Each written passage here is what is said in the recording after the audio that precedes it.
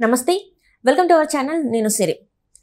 మాజీ ఎంపీ నందిగామ సురేష్ కి అయితే ఒక బిగ్ షాక్ తగిలింది. తన ఇంటికి నోటీసులు కూడా రావడం జరిగింది. ఇంకా అరెస్ట్ ఒకటే మిగిలింది అని చెప్పేసి వార్తలు వస్తున్నాయి. ఇందులో ఎంతవరకు వాస్తవం ఉంది ఏంటనేది మనకు వివరించడానికి మనతో పాటు ఉన్నారు ప్రముఖ సీనియర్ జర్నలిస్ట్ దుర్గా కుమార్ గారు. నమస్కారం సార్. నమస్కారం సిరి, మన వీక్షకులు కూడా నమస్కారం సార్. ఇప్పుడు చూస్తున్నట్టయితే మాజీ ఎంపీ నందిగామ సురేష్ ఇంటికి నోటీసులు వచ్చాయని, ఇంకా తన అరెస్ట్ ఇంకా ఉంది అని చెప్పేసి మరి వార్తలు వస్తున్నాయి. అసలు ఏం జరిగిందంటారు? ఇప్పుడు నందిగామ సురేష్ లోకల్ ఎంపీ అండి. ఆయన బాపట్లలో ఎంపీ, వైఎస్ఆర్సీపీ పార్టీలో పెద్ద నాయకుల్లో ఒకడు. ఆయన ఉద్దండరాయనపాలెం అని, అది క్యాపిటల్ రీజన్ డెవలప్మెంట్ అథారిటీ ఏరియాలోకి వస్తుంది. అంటే రాజధాని నగర గ్రామాల్లో అదొకటి చాలా ముఖ్యమైన గ్రామం. తర్వాత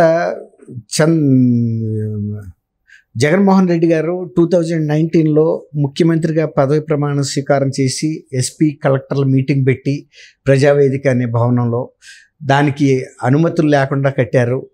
ప్రభుత్వమే అనుమతులు లేకుండా భవనం కడితే మనం ప్రజల్ని ఎలా వారించగలుగుతాం అనే ఉద్దేశం మీద ఆ భవనాన్ని ఎటువంటి నోటీసులు ఇవ్వకుండా 24 hours, అది ప్రభుత్వ భవనమే కాబట్టి ఎవరికి నోటీసులు ఇస్తారు? ముఖ్యమంత్రి గారు, అప్పటి ముఖ్యమంత్రి మాటే శాసనం అన్నట్టుగా కూల్చేశారు. అంటే పర్యావరణం కోసం వాళ్ళ ప్రభుత్వం ఎంత కట్టుబడి ఉందో నందిగామ సురేష్ లాంటి సీనియర్ లీడర్కి తెలియని విషయం కాదు. అంటే పర్యావరణాన్ని కాపాడుకోవాలంటే ఎవరైనా మన భవనాలు కట్టేటప్పుడు వాటికి అధికారికమైన అనుమతి పొందాలి. సిఆర్డిఏ కానీ గ్రామ పంచాయతీలో కానీ. ఈయన రెండు కూడా తీసుకోకుండా భవనం కట్టినప్పుడు, పర్యావరణ ఉల్లంఘన జరిగినప్పుడు మరి ఒక ఎంపీ అయినంత మాత్రాన ఆయన్ని క్షమించి వదిలేయలేరు కదా. అది ప్రజలు కూడా అడుగుతారు, మరి ఎందుకు మీరు అతని మీద చర్య తీసుకోలేదని. అటువంటి సందర్భంలో ప్రభుత్వం కూడా తెల్లముఖం వేయాల్సి వస్తుంది. కాబట్టి ఆయన మరి ఆ భవనం కట్టుకునేటప్పుడు తన సొంత ఇంటికి పర్మిషన్లు తీసుకోవాలని ఎందుకు అనిపించలేదు అనేది మనకు తెలియదు. ఒకవేళ నిజంగా ఆయన అనుమతులే పొందితే సిఆర్డిఏ వాళ్ళు, గ్రామ పంచాయతీ వాళ్ళు సంయుక్తంగా నోటీసులు ఇవ్వరు కదా. అటువంటి నోటీసులు ఇస్తే వీళ్ళ మీద ఆయనే కేసు పెట్టొచ్చు. నేను ఆల్రెడీ పర్మిషన్ తీసుకుని కట్టాను, ఇదిగో చలాన్ కట్టాను, ఇన్ని అయిన తర్వాత కూడా వాళ్ళకి తెలియకుండా నాకు నోటీసులు ఇవ్వటం ఏంటి, నన్ను ఆందోళనకు గురి చేస్తుందని కేసు పెట్టొచ్చు. కానీ అది దాన్ని బట్టి నోటీసులు ఇచ్చారంటేనే మనకు అర్థమవుతుంది ఏంటంటే ఆయన అనుమతులు లేకుండా కట్టాడు.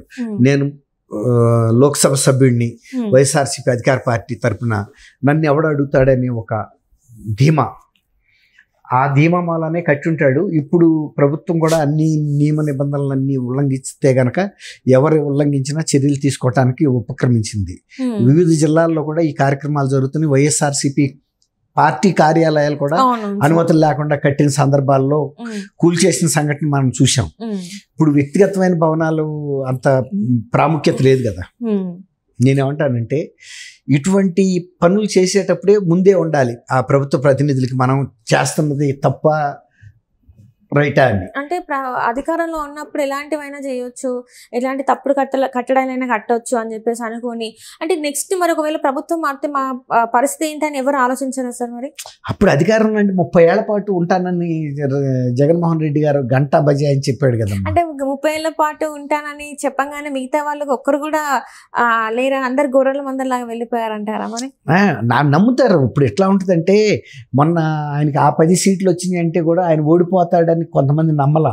కాబట్టి ఆ భయానికి వేశారు. మళ్ళీ రేపు కనుక మనం అతను ఓడిపోతే మన మీదకి వస్తాడు, రేపు దాడులు చేస్తారని. కానీ ఇవాళ ఆయన పరిస్థితి ఆ స్థితిలో లేదు.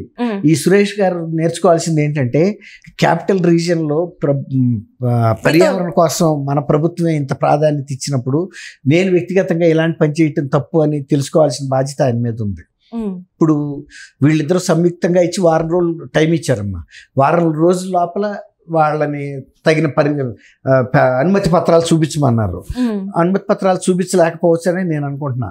బహుశా ఆయన కోర్టుకి వెళ్ళి స్టేకి వెళ్తాడు, డిస్మాంట్లింగ్ చేయొద్దు, దాన్ని ఆపమన్నప్పుడు సహజంగా కోర్టు ఏమంటుందంటే, 1 వారం రోజులు ఆపండి, ఇంతలోకి మీరు పేపర్లు అవి తీసుకొచ్చి సబ్మిట్ చేయండి అన్నట్టు చెప్తుంది.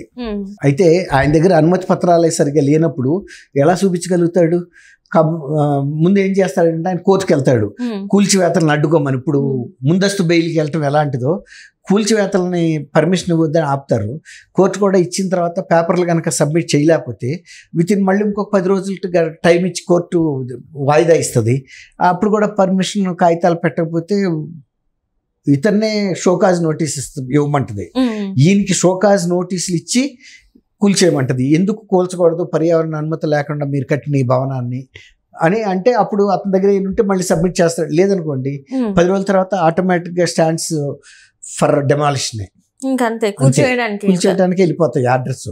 అంతే తప్ప కోర్టులు అక్రమ భవనాలని కాపాడటానికి ఎక్కువ ఇది ఇవ్వదు, ప్రాధాన్యత ఇవ్వదు నేను అనుకోవటం. అంటే ఇప్పటివరకు ఇప్పుడు నందిగమ సురేష్ పేరు బయటకు వచ్చింది. ఇంక ఇట్లాంటివి ఏమన్నా అక్రమ కట్టడాలు ఉంటే వాళ్ళకు కూడా నోటీసులు జారీ చేసే అవకాశం ఉందంటారు?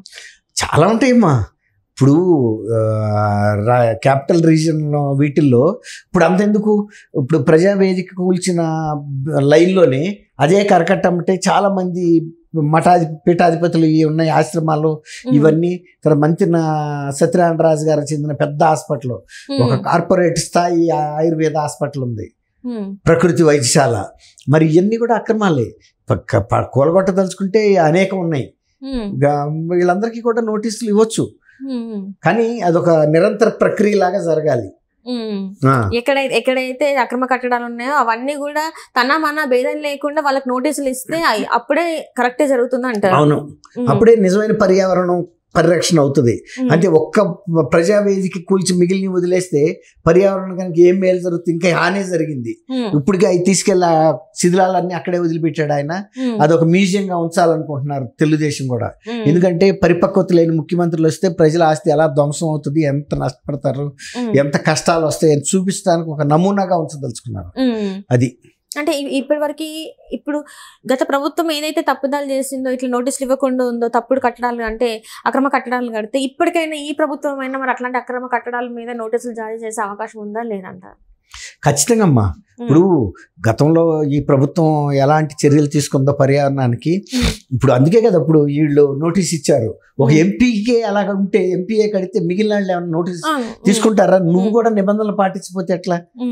ఇప్పుడు ఒక ఎంపీ అనే నీకు చట్టాలు ఎక్కువ తెలుసు, వాటి ప్రాముఖ్యత తెలిసినప్పుడు మరి పర్మిషన్ తీసుకుని కట్టాల్సింది.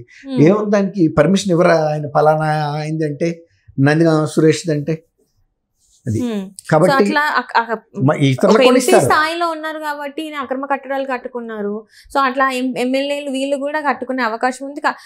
వీళ్ళ దగ్గర నుంచి కూడా వచ్చే అవకాశం ఉందంటారు. అయితే వీళ్ళకి కూడా నోటీసులు వెళ్ళే అవకాశం ఉందంటారు. ఇప్పుడైతే జగన్మోహన్ రెడ్డి గారికి కూడా ఇక్కడ మనం చూసాం తెలంగాణలో లోటస్ పాండ్ లో తన ఏదైతే ఉందో అది అక్రమ కట్టడం అని చెప్పేసి బయటకు వచ్చేసిందని చెప్పి కూల్చేశారు. సేమ్ అట్లానే అక్కడ కూడా ఇంకా ఇలాంటి చర్యలు ఇంకా మనం చూస్తూనే ఉండమని అనుకోవచ్చు. మరి తప్పకుండా ఎందుకు తీసుకుంటారు, చర్యలు తీసుకుంటారు.